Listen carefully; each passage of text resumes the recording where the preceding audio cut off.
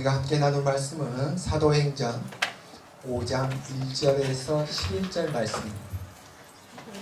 아나니아라 하는 사람이 교회 안에 생활을 하고 소유를 팔아 그 값에서 얼마를 감추매 그 안에도 알더라.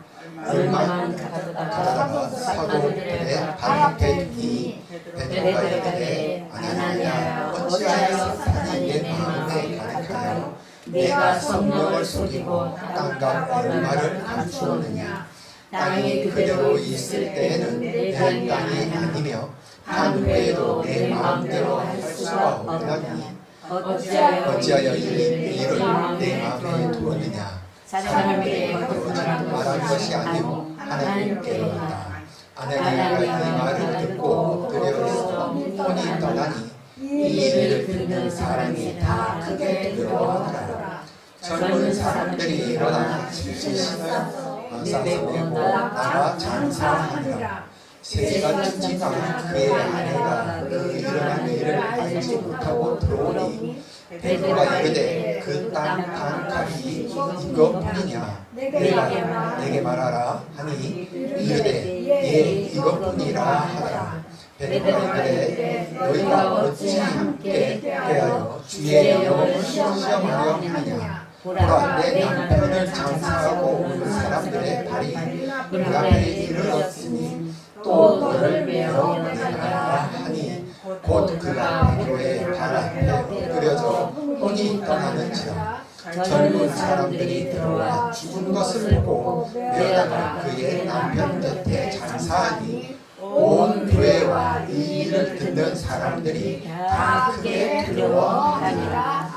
아멘. 반갑습니다. 뜬금없이 이 자리를 서게 돼서 제가 되게 두렵고 떨려요.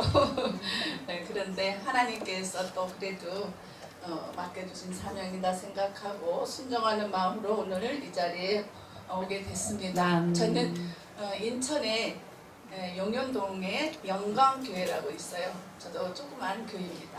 네, 거기에서 신봉하고 있고요. 사는 곳은 오류동에서 살고 있습니다. 이름은 이옥탈. 네, 저 아타라 치면 저 이익이거든요.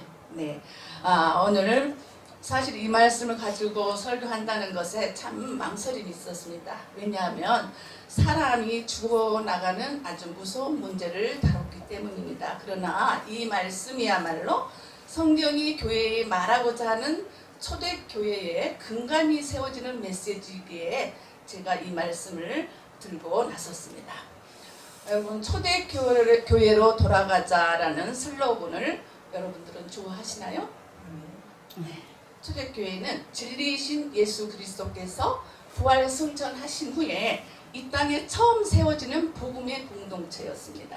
이 교회는 말씀이 육신이신 예수 그리스도의 가르침을 받은 사도들이 모여서 세운 공동체로서 복음의 본질과 근본이 길이신 예수 그리스도이시기 때문에 교회로 돌아가자라는 것입니다.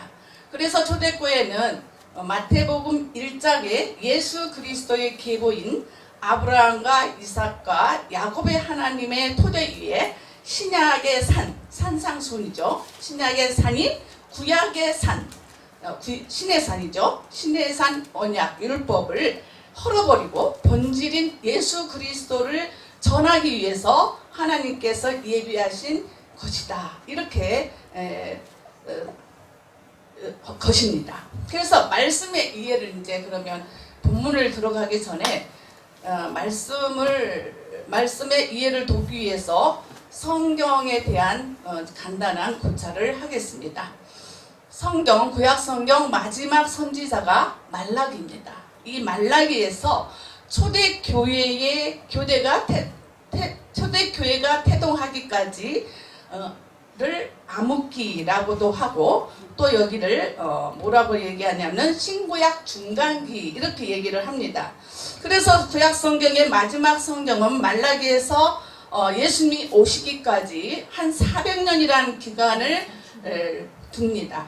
그래서 말라기 선지자 이후에 곧장 예수님이 이 세상에 오셨으면 참 좋았겠지만 하나님의 때는 신구약 사이에 이 기간에 기독교라는 세계 종교를 탄생시키기 위한 필요한 기간이었다 이렇게 말할 수 있습니다. 그래서 구약 유대교는 되게 보면 주로 유대인들을 위한 유대인의 종교였습니다. 가끔 이방인들이 등장하긴 합니다만은 그러나 구약 성경은 유대인의 종교라는 사실을 부정할 수 없습니다. 하지만 기독교는 어떻습니까? 세계 종교입니다. 그래서 창세기 12장 3절에 보면 하나님께서 아브라함을 부르실 때에 땅의 모든 족속이 너로 말미암아 복을 받을 것이다 이렇게 말씀하셨죠. 그런데 신약에서는 에베소서 2장 15절에 법조문으로 된 계명의 율법을 폐하셨으니 이는 둘로 자기 안에서 한 세 사람을 지어 화평하게 하시고 그러셨어요.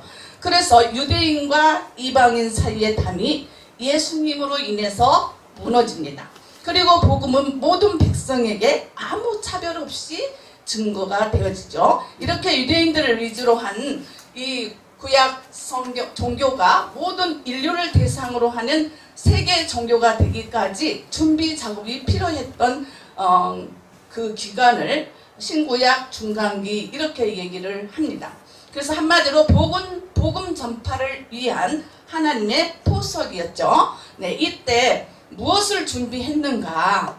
예수님이 오시기 전까지 복음 전파를 위해서 하나님께서는 예비하신 것 중에 가장 중요한 일들이 있습니다. 그냥 크게 네 가지로 나눠봤는데요. 첫째, 이방인의 땅에 세워졌던 유대인들의 회당이 있었어요.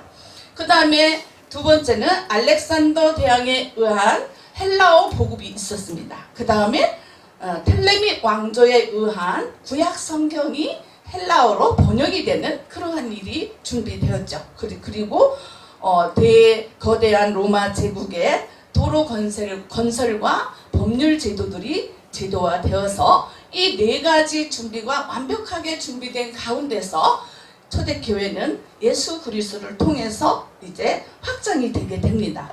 그러면 이방인들의 땅에 세워진 유대인들의 해당은 무슨 말입니까? 네, 북이스라엘이 3대 왕, 솔로몬 왕까지는 통일 왕국이었죠. 그다음 4대에 이르러서 분열이 됩니다. 이 유다와 북이스라엘로 분열이 되죠. 그래서 이 분단된 두 나라는 주전 722년에 북이스라엘이 멸망을 하게 되고 주전 586년에는 바벨론에 의해서 이제 이 나라가 망하게 되죠. 유다가 그때 조국을 떠나서 이제 분단된 나라가 망했으니까 이게 분열 정책을 썼어요. 한 군데 모아두면 이스라엘 백성들이 무슨 밀란이라도 일으킬까봐 그 아수르나 이런 데서는 다 분산 정책을 썼습니다. 그때에 사방으로 흩어진 유대인들이 곳곳에 세운 그 소규모 공동체를 디아스포라 이렇게 얘기를 합니다. 그래서 성인 남성이 10명 이상이면 회당을 세울 수가 있었습니다. 이 회당은 안식일에는 예배를 드렸고 평일에는 학교 또는 유대인들이 모이는 마을 회관으로 이제 사용을 하고 있었습니다. 이 곳은 이방인들에게 복음을 전하는 아주 중요한 그러한 거처가 되었죠. 그래서 이 회당을 통해서 할례받은 태생적 유대인 있죠. 그 땅에서 유대인의 자녀들이 태어나잖아요. 그러니까 태생적인 그런 유대인들도 있었고 또 이방인들이 개종한다 그러잖아요. 종교를 바꾸는 거. 그래서 개종을 해서 자기네들이 이제 유대 교회에 입문하는 그런 사람도 있었고 그 외에 이제 예배에 참석은 하지만 아직 할례받지 않는 자, 개종자들은 할례를 받았어요. 근데 할례받지 않는 자들이 한 장소에서 믿음을 지켰고 이 믿음을 키워가는 가운데서 이 회당이 나중에 이제 예수님 오시는 초대교회에 완전히 복음을 증거하는 완전히 그 장소로 황금 어장 같은 그런 교회가 확장할 수 있는 기회가 된 것입니다. 그 다음에 두 번째, 알렉산더 대왕에 의한 헬라어 보급이에요. 알렉산더 대항을 통한 언어 통일이 이루어졌는데요. 어떤 사람은 알렉산더가 그리스 사람이다 이렇게 알고 계시는 분도 있습니다. 그러나 그는 마케도니아 사람이었습니다. 마케도니아는 험준한 산악지대로 되어 있는 시족들이 모여 있는 그런 나라였는데, 이 마케도니아가 알렉산드르의 아버지의 필립 2세를 통해서 통일을 합니다. 한 나라로. 그리고 그 뒤를 이어서 알렉산더 대왕이 즉위하면서 우리나라 이웃나라 정복 정책을 이제 펴니다. 그래서 이 알렉산더 대왕은 드디어 20세의 왕에 즉위했는데 주전 330년에 예루살렘을 접수를 합니다. 이후 마케도니아, 그리스, 시리아, 이집트 이렇게 거대한 영토를 확장을 합니다. 근데 알렉산더 대왕은 어려서 무슨 교육을 받았냐면 아리스토텔레스의 헬라 문화를 영접하게 됐어요. 그래서 그 영향을 받아서 이 알렉산더 대왕은 이 거대한 땅을 이렇게 다스리는데 이게 어떻게 하지? 걱정이 되어서 이제 헬라어로 통일 언어를 써야 되겠구나 이렇게 생각을 하고 언어를 하나로 통일을 하게 됩니다. 그 다음에 세 번째, 이제 이 톨레미 왕조에 의한 구약성경 헬라어 보급이 이루어지죠. 알렉산더 대왕이 20세의 왕위에 올랐다가 33세의 젊은 나이에 전쟁터에서 갑자기 죽고 맙니다. 그래서 이 거대한 나라는 다시 분단이 돼요.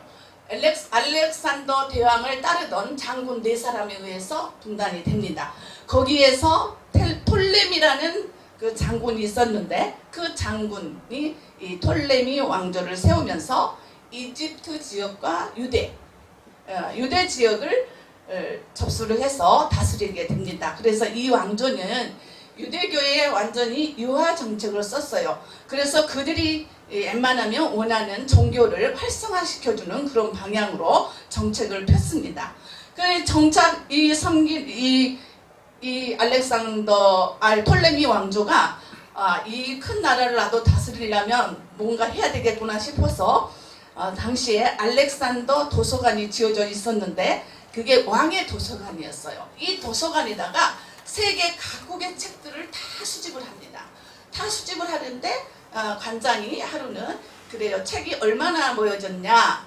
그러니까 다 거의 많이 모여졌는데 제일 중요한 거는 이 유대인들이 쓰고 있는 율법책이 아직 여기에 접수가 안 됐습니다. 그래서 이 톨레미 왕조는 그러면 이 유대인이 쓰는 그 율법을 헬라어로 그러면 번역을 하자 해서 그가 주전 250년에 모세오경을 번역을 하죠. 그래서 그 번역을 며칠이 걸렸냐? 72일 걸린 거예요. 걸려서 완성한 그 책이 70인역이라고도 하고 세프토아진트, LXS 이렇게 얘기를 합니다. 그 후 주전 150년경에 구약성경 전체가 헬라어로 번역이 완성됩니다. 이 성경은 복음 전파의 한 축을 갖다 주죠. 그래서 성경은 유대인 후손과 이방인들에게 복음의 활로가 된 것입니다. 다음에 네 번째는 로마 제국의 도로 건설과 법률 제도가 이제 상당히 이 복음에 큰 영향을 줍니다. 텔레미 왕조가 망하고 유대 하스모니안 왕조가 유대를 다스렸어요. 근데 주전 63년에 로마의 폼베이 장군에 의해서 이 예루살렘이 함락됩니다. 거대한 로마 제국은 정치적 안정이 수반되었어요. 그래서 세계를 제패하기 위한 정책을 펴니다. 그래서 도로를 확장하고 수로를 건설하고 또 곳곳에 큰 건축물들도 짓고 그 다음에 항만을 통한 무역도 준비를 해서 활발하게 먹고 사는 데에 하여튼 민생을 위해서 정책을 합니다. 그래서 이런 경제 정책으로 인해서 이 로마의 유대인들도 상당히 호의적인 그러한 시절을 맞게 됩니다. 이처럼 초대교회 당시의 정치적 문화적 배경은 오랜 세월을 두고서 준비되어진 하나님의 때요 또 장소로 이 모든 준비는 기독교의 씨앗이 복음의 씨앗이 신속하게 전파되기 위한 하나님에 의해서 조성되어진 섭리와 계획이었다 할 것입니다. 이 터전위에 탄생한 초대교회는 어떻습니까? 예수님의 복음을 땅끝까지 증거해야 할 막중한 사명을 위임받죠. 그래서 초대교회는 어떤 교회냐? 사도행전 1장 8절에 보면 오직 성령이 너희에게 임하시면 너희가 권능을 받고 예루살렘과 온 유대와 사마리아와 땅끝까지 이르러 내 증인이 되리라 그랬거든요. 그 다음에 마태복음 28장 18절에서 20절에 보면 예수께서 나와 말씀하여 이르시되 하늘과 땅의 모든 권세를 내게 주셨으니 그러므로 너희는 가서 모든 민족을 제자 삼아 아버지와 아들과 성령의 이름으로 세례를 주고 그 다음에 내가 너희에게 분부한 모든 것을 가르쳐 지키게 하라. 볼지어다 내가 세상 끝날까지 너희와 항상 함께 있으리라. 이렇게 하는 이 복음의 아주 사명을 진 초대교회를 하나님께서 밀어주시는 거예요. 복음을 증거할 수 있도록. 그래서 이처럼 초대교회가 성공적으로 사명을 수행할 수 있었던 중심에 구속 역사를 주도하시는 하나님의 섭리와 계획이 오랜 세월 동안에 준비되어진 하나님의 때요 장소였다 할 것입니다. 그래서 초대교회는 오순절 성령의 역사로 은혜와 사랑이 넘치는 공동체였습니다. 그래서 초대교회가 태동할 때 근간이 된 성장의 동력은 사도들의 가르치신 말씀, 그 다음에 성령의 충만함, 그 다음에 그 성령의 충만으로 인해서 성도들이 아주 헌신적인 신앙과 섬김, 단합 이런 모습들이 아주 초대교회의 큰 본이 되었죠. 그리고 그들이 더 힘을 얻을 수 있었던 것은 공통 언어인 헬라어를 모든 종족을 초월해서 복음을 급속히 전파해 나갈 수 있었다는 것입니다. 그리고 여러 측면에서 하나님에 의해서 조정되어진 그런 밥들 이것들이 다 복음을 증거하는데 큰 힘이 되었던 것입니다. 성경은 초대교회의 성도들에 대해서 뭐라고 얘기를 했냐면은 사도행전 2장 42절부터 47절과 사도행전 4장 32절에서 37절에 이렇게 표현하고 있습니다. 2장 42절에 보면 그들이 사도들의 가르침을 받아 서로 교제하고 기도하기를 힘썼다고 그랬습니다.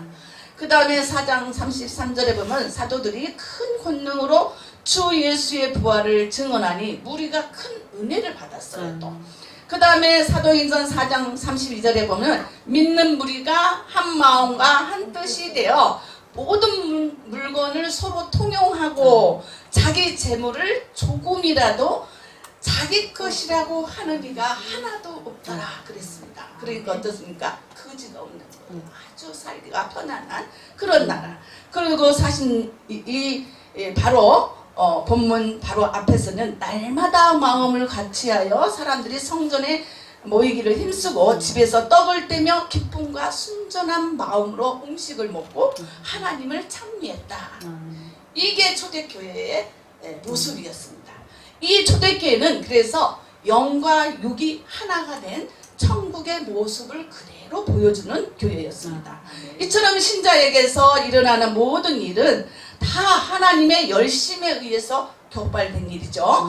신자는 믿는 자입니다. 이 믿음이 있는 자. 그래서 히브리서 기자가 신자의 믿음을 가리켜서 믿음은 바라는 것들의 실상이요 보이지 않는 것들의 증거다라고 얘기하죠. 이 말은 신자 안에 들어있는 믿음은 하나님의 선물로 주어진 거죠. 그런데 그 선물은 보이지 않는 하나님 나라에 관한 것이기 때문에 눈에 보이는 실상이나 증거로 현상화되어 나타나지 않는다는 말입니다. 그래서 우리가 보기에는 이분이 되게 믿음이 있어 보여. 그렇지만 하나님 보시기하고는 틀리다는 거죠. 육으로 인간을 판단할 수 없다. 이렇게 보시면 되겠습니다. 그래서 당시 초대교회는 각 회당에서 교회 기초를 세우는 일들이 당연한 일상이 되었습니다. 그래서 이 교회에는 이제 그 직책들이 있겠죠. 물론 중직을 맡은 분들이 자기의 소산을 팔아서 없는 사람들을 위해서 희생하는 그러한 모습들이죠. 그 중에 한 사람이 이 아나니아와 사피라였어요. 그 아나니아 사피라도 그 사람들이 믿음이 없는 사람이 아닙니다. 그렇기 때문에 성경에 다뤄졌어요. 이렇게 교회란 단순히 사람들이 모인 인간단체가 아니라 성령께서 임재하여 다스리시는 신성한 하나님의 전임을 오고 오는 교회에게 상징적으로 교훈하는 것이 초대교회입니다. 이 그 일상은 오늘 본문에서도 진행되어짐을 봅니다. 아나니아와 사피라는 자기 소유를 팔아 사도들 앞에 두는 바나바를 봤어요. 그래서 자신도 소유한 땅을 팔아서 하나님 사역에 쓰게 하고 싶다, 이 생각이 든 겁니다. 그게 어쩌면 이분이 범죄를 했다는 거는 우쭐한 마음에 내가 질소냐, 나는 깊은 곳에서는 하나님 앞에 드려야 되겠다 생각을 않고 나는 사람들이 보기에 나타내는 일을 해야 되겠다, 이렇게 생각을 했던 것 같습니다. 그렇기 때문에 그들 부부는 이제 드릴 작정으로 하나님 자기네들이 땅을 팔았죠. 그래서 소유한 땅을 사도의 발 앞에 드리기로 작정했습니다. 그러나 성도들은 자발적으로 재산을 나누고 성도들 간의 필요를 채웠다고 했는데 오늘 본문의 말씀을 보면 충만에 반하는 참혹한 일이 있음을 봅니다. 사도행전 5장 3절을 보면 베드로가 가로되 내가 어찌하여 사단이 내 마음에 가득하여 내가 성령을 속이고 땅값 얼마를 감추었느냐 그랬거든요.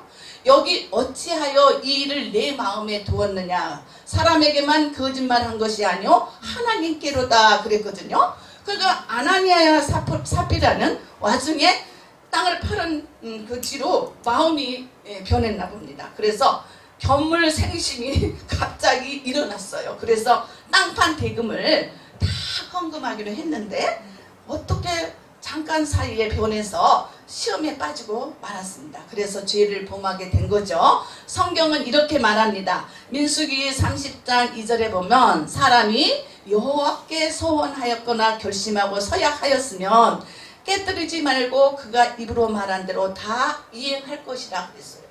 그 다음에 신명기 23장 21절에 보면 내 하나님 여호와께 서원하였거든 갚기를 더디하지 말라 그랬거든요.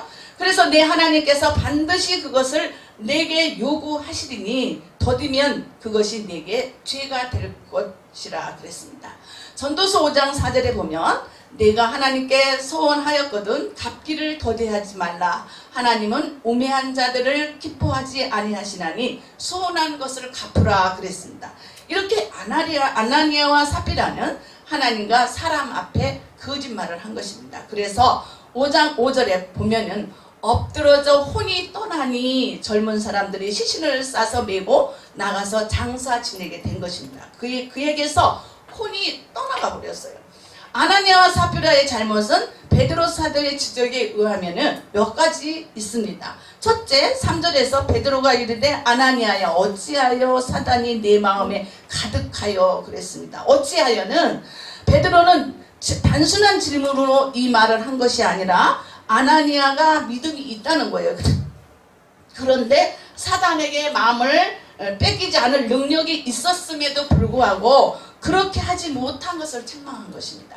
그래서 에덴 동산의 뱀의 꾀에 빠진 아담과 하와를 연상케 하는 그러한 일들이 이렇게 벌어진 것입니다. 네, 두 번째, 이제 이 아나니아와 사피라에게 베드로가 지적한 것은 내가 성령을 속이고 땅값 얼마를 감추느냐 그랬죠. 성령을 속이는 일과 동시에 사람을 속이는 일을 했죠. 세 번째, 사람과 하나님께 거짓말을 했다는 거예요. 그래서 그 결과 그들에게 찾아온 것이 죽음이었습니다. 좀 과학하다는 생각이 들지만 초대교회의 근간을 세우는데 아주 필요한 엄정성, 신앙의 엄격성을 초대교회에서 세우게 된 것입니다. 그래서 오늘 이 본문을 보면 왜 이 아나니아 사피라가 내 거 조금 덜 드렸는데 죽었느냐? 그게 바로 하나님과 사람을 속이는, 성령을 속이는 일로 하면서 초대교회가 어때서 세계적으로 발돋움하는 그런 입장에서 토대를 잘 세우기 위해서, 근간을 세우기 위해서 엄격하고 엄정성 있는 그러한 하나님의 심판이 있었다는 것입니다. 오늘 본문 5장 1절에서 11절을 통해서 우리에게 세 가지를 한번 생각해 보겠습니다. 진실, 두려움, 순수성. 네. 첫째, 진실해야 합니다. 성도는 진실해야 돼요. 그게 인간이 보기에 약속을 지키는 진실이 아니에요. 여기에서 얘기하는 진실은 하나님의 말씀 앞에 진실해야 된다는 겁니다. 그래서 1절에서 보면은 아나니아 사피라는 그의 소유를 팔아 그 값에 얼마를 감추고 사도들의 발 앞에 두니 그 아내가 알더라. 베드로가 이르되 아나니아야 어찌하여 사단이 내 마음에 가득하여 내가 성령을 속이고 땅값 얼마를 감추느냐. 어찌하여 이 일을 내 마음에 두었느냐. 사람의 거짓말한 것이 아니라 하나님께로다 하면서 다시 쐐기 있는 그런 말씀하죠. 사람에게 잘못한 거짓말한 것이 아니라 하나님께로다 그러면서, 그래서 아나니아와 사피라는 하나님께 드릴 작정으로 땅을 팔았죠. 그런데 그 땅은 작정의 순간 이미 들여진 것입니다, 사실은. 그런데 그 와중에 마음이 변해서 견물생신꼴이 된 거죠. 땅판 대금을 모두 헌금하기로 했는데 그 사이에 마음이 변해서 시험에 빠지고 말았습니다. 그래서 아나니아와 사피라의 잘못됨을 베드로가 강하게 지적합니다. 하나님께로다. 네가 지은 죄는 인간에게도 잘못했지만 하나님께 죄를 지었다고 강하게 지적을 합니다. 참신앙은 몰래 감추면 안 됩니다. 거짓이 없어야 돼요. 특히 하나님의 말씀 앞에. 그래서 에덴 동산에서는 하와가 먼저 시험을 들었었죠. 그런데 본문에서는 어떻습니까? 남편인 아나니아가 먼저 행동하고 여자인 사피라가 묵인해주는 그러한 일이에요. 그러니까는 부부가 신앙생활을 해도 한 사람이 잘못해서 내 남편이니까 덮어준다, 내 아내니까 덮어준다, 이게 안 되는 거예요. 그러면은 우리가 하나님 앞에 죄를 짓는 거거든요. 이 아나니아와 사피라는 아내는 묵인을 했어요. 그래서 성경은 아나니아가 그 값에서 얼마를 감췄죠. 그 아내도 알더라는 거예요. 그 아내 사피라도 남편의 사기 행각에 동조했다는 거예요. 그래서 아내를 통한 지실이 폭로될 뻔했었는데 사피라는 속이는 일에 동조해서 죄를 함께 범하는 그러한 사람이 된 것입니다. 이들은 순간의 견물생심이 영과 육이 회생이 불가능한 죽은 흙으로 된 것입니다. 그래서 사람들은 죄를 짓고 나쁜 일을 할 때 이상하게 단결을 잘한다는 걸 알 수 있어요. 신앙은 언제까지라도 진실해야 돼요. 내가 주님이 부르시는 그 순간까지 나는 진실해야 되는 거예요. 그래서 늘 처음 신앙을 회복하라는 거죠. 그래서 초대 신앙을 그대로 갖기를 원하고 초대교회로 돌아가는 것을 원하는 겁니다. 그래야 하나님이 기뻐하는 성숙한 신앙에 이르기 때문이죠. 교회는 하나님을 속이는 일이 없어야 합니다. 진실한 신앙을 위해서 노력하는 자들이 되어야 합니다. 둘째, 신앙은 하나님을 두려워해야 합니다. 5절에 보면 이 일을 듣고 사람이 다 크게 두려워했다는 거예요. 아나니아가 거짓으로 드리는 것을 베드로가 지적하는 그 순간 아나니아의 숨이 딱 끊어진 거예요. 그러니까 그걸 보고 두려워했다는 거죠. 11절에 그 아내 사피라도 와서 그런 일이 없다고 모른다고 얘기하는 그 사피라의 그 죽음을 보고도 듣는 사람들이 다 크게 두려워했다 그랬습니다. 그래서 아나니아와 사피라는 순수 공동체의 두려움 먹칠을 한 범죄자 모습 그대로였습니다. 그래서 참신앙은 하나님 앞에서 하나님을 두려워해야 합니다. 이것은 사도들에게 두려움이라기보다는 교회에 임재하셔서 친히 다스리시며 제약을 벌하시는 하나님께 대한 두려움입니다.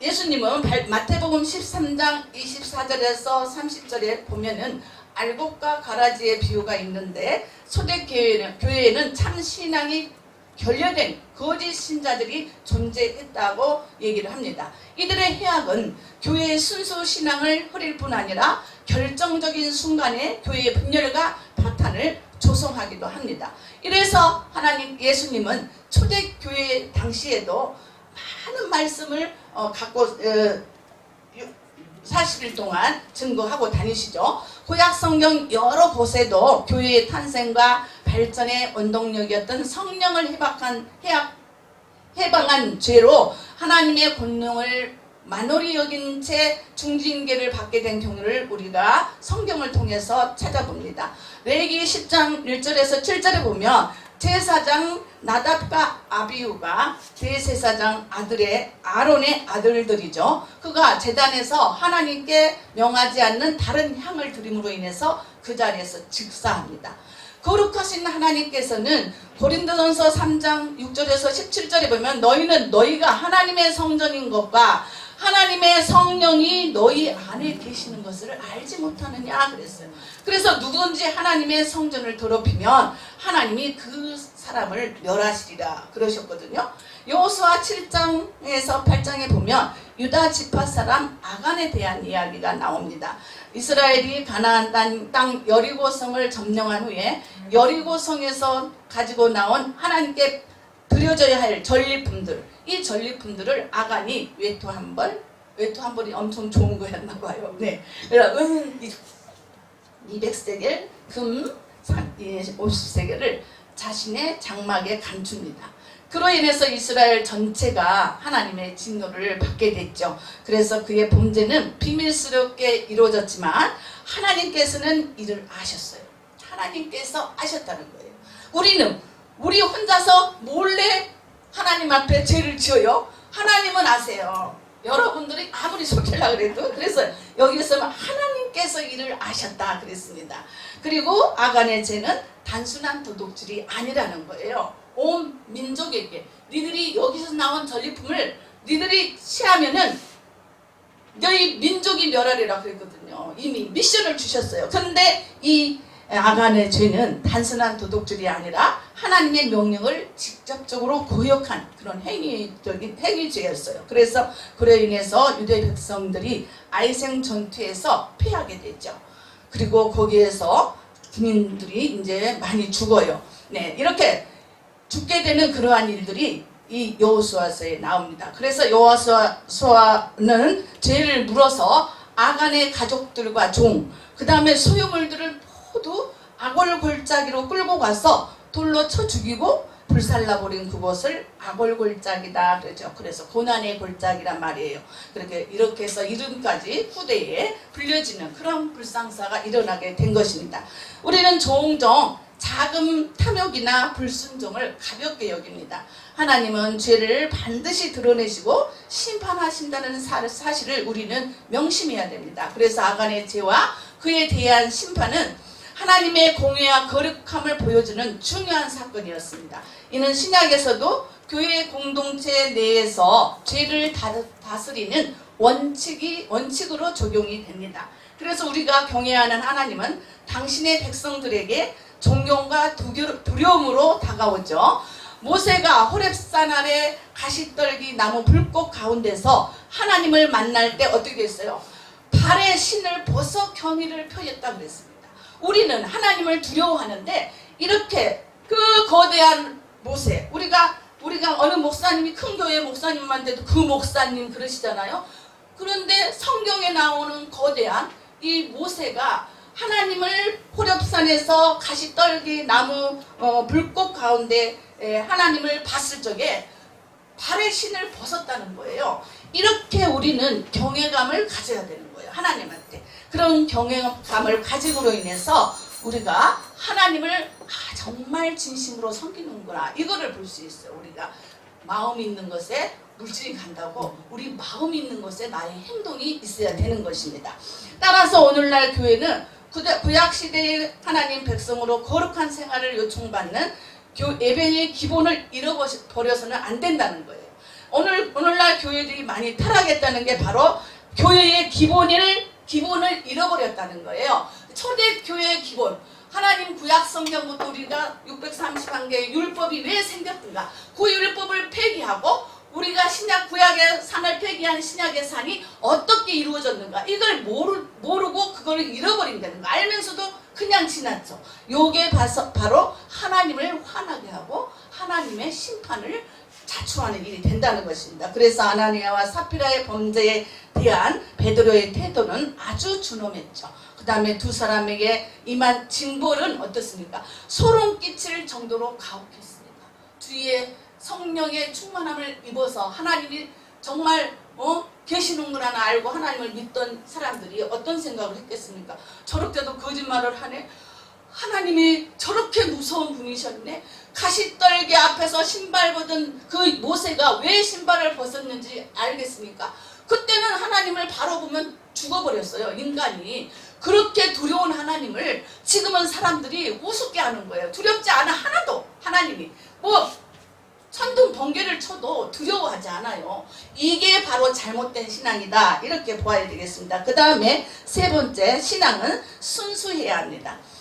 그래서 사람들은 풍요로운 물질과 안락한 생활을 누릴수록 참과 거짓에 대한 참 구분이 없어졌어요. 아주 어렵습니다. 그래서 거짓이라는 그 단어를 헬라어로 돌로스라고 합니다.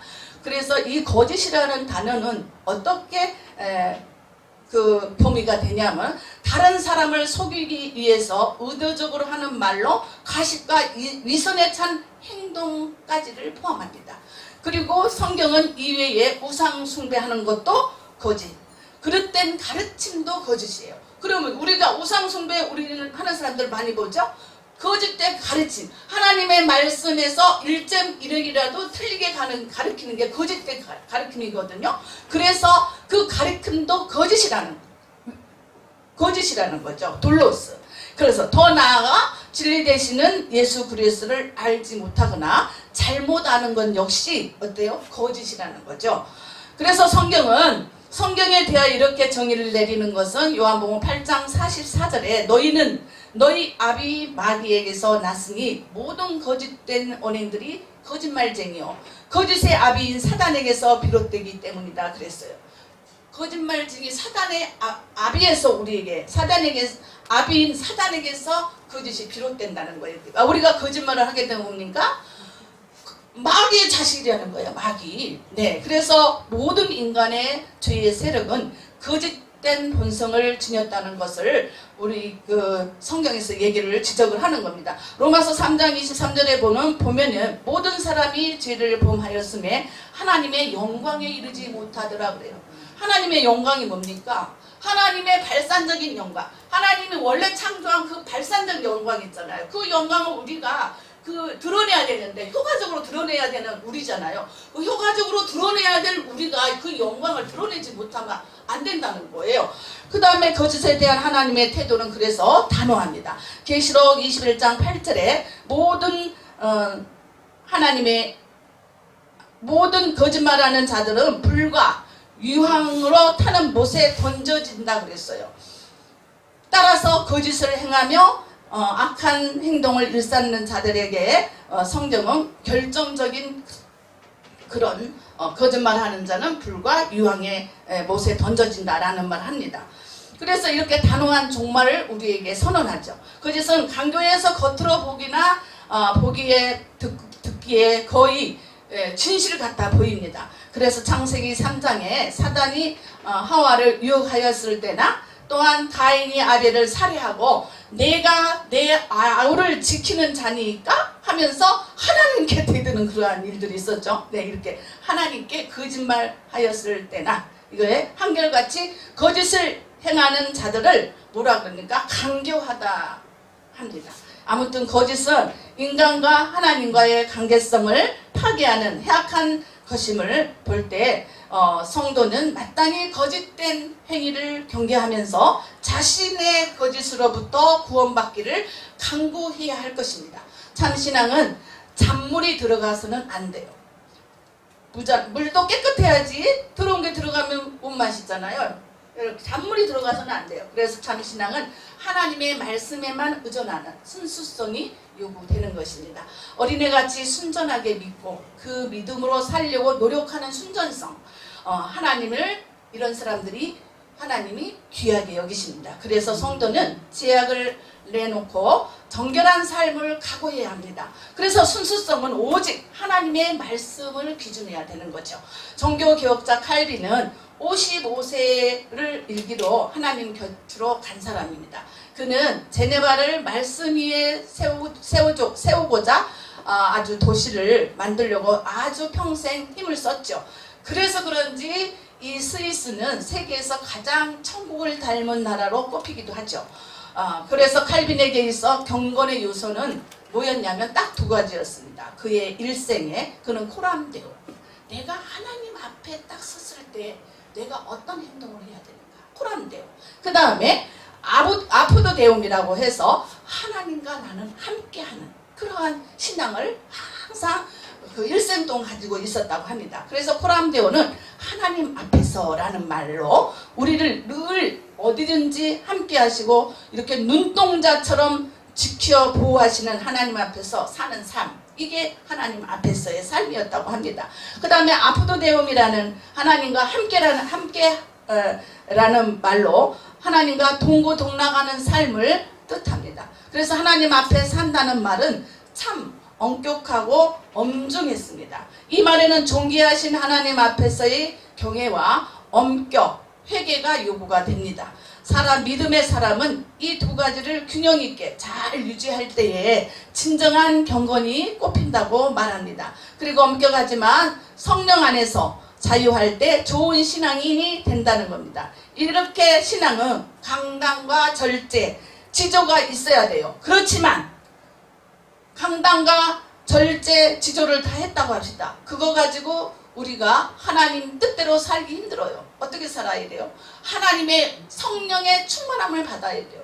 그 성령의 충만함이 있어야만이 우리가 남에게 끌려가지 않는 거예요. 하나님께서 나를 이끌어 주셔서 내가 하나님이 이끄신 대로 가는 행동이 성령의 충만에서 나오는 거예요. 그래서 우리는 물론 이게 지조도 있어야 되고 절제도 있어야 되고 그러지만은 강단도 있어야 되고, 그러지만은 우리는 늘 기도하면서 오늘도 모여서 기도하고 내일도 모여서 기도하고 또 찬양하고, 이런 것들이 하나님의 성령의 인도하심 따라서 내가 더 이상의 죄를 짓지 않는, 그래서 초대교회처럼 성령의 인도함을 받기 때문에 하나님 보시기에 좋은 교회, 하나님 보시기에 정말 세계 교회의 주축돌로서 본받아야 될 교회가 된 것입니다. 저와 여러분들은 진정어린 그 하나님께서 아벨의 진정어린 제사를 받으신 것처럼 우리가 하나님 앞에 기뻐이 예쁨을 받을 수 있는 그러한 성도 되시기를 주님의 이름으로 축원합니다. 베드로전서 5장 8절과 9절에는 그래서 근신하라 에어 너희 대적 마귀가 오는 사자같이 두루 다니며 삼킬 자를 찾나니 너희는 믿음을 굳게 하여, 우리고 믿음을 굳게 하여 저를 대적하라. 세상에 있는 너희 형제들도 동일한 고난을 당하는 줄을 알미니라 그랬거든요. 저와 여러분들은 이 신앙의 표대를 삼아서 이 아나니아와 사피라의 이 말씀이 왜 거기서 그 두 부분을 죽게 했던가, 근간을 흔드는 일이었기 때문에 그랬습니다. 우리는 하나님의 근간을 흔드는 사람이 되어서는 안 됩니다. 그렇다면은 우리는 죽음으로 갈 수밖에 없습니다. 우리는 늘 하나님의 근간에 앞장설 수 있는 그러한 성도 되시기를 주님의 이름으로 축복합니다.